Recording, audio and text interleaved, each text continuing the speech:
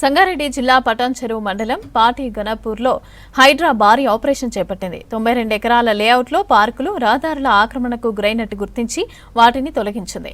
మొత్తం 47,840 గజాల ప్రజాస్థలాలకు విముక్తి కల్పించారు అధికారులు.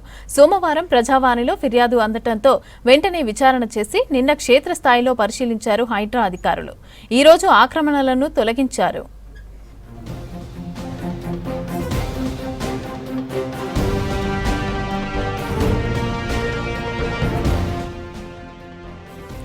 పంతొమ్మిది 1980లో ఆనందనగర్ కాలనీ పేరుతో లేఅవుట్ ఏర్పాటు చేశారు.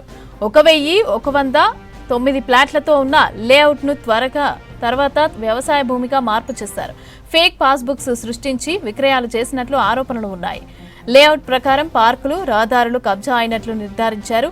ప్రీకాస్ట్ బ్రిక్స్, ప్రహరీలు, అదేవిధంగా షెడ్లు తొలగించింది హైడ్రా. పార్క్ స్థలాల్లో హైడ్రా బోర్డులు ఏర్పాటు చేసింది. రహదారుల హద్దులు నిర్ధారించారు అధికారులు. ఇక పార్క్ స్థలాల చుట్టూ కూడా ఫెన్సింగ్ ఏర్పాటు చేశారు హైడ్రా అధికారులు. ఎప్పుడు అనుకోలేదు. ఇప్పుడు అట్లీస్ట్ ఈ కాంపౌండ్ వాళ్ళు ఇవన్నీ బ్రేక్ చేసినందుకు, రోడ్ చూపిస్తున్నందుకు మాకు అర్థమవుతుంది ఎక్కడెక్కడ ఏముంటాయి అనేది. Thanks for Hydraa. యాక్చువల్లీ లీగల్గా అయితే ఇంజక్షన్ ఆర్డర్ వచ్చినా ఏదొచ్చినా మేము పొజిషన్కి వెళ్ళలేకపోయాం సార్. ఎందుకంటే పోలీస్ ఫోన్ చేసినా వస్తారు, ఇక్కడికి వచ్చేసి వర్క్ ఆపిస్తారు. కానీ మళ్ళీ వారం తర్వాత వర్క్ జరిగిపోతుంది. మీరు వర్క్ జరగొద్దని ఆపాలి కదా, అది ఆపట్లేదండి. వారంలో మళ్ళీ గోడ కట్టేశారు సంక్రాంతి టైంలోనే.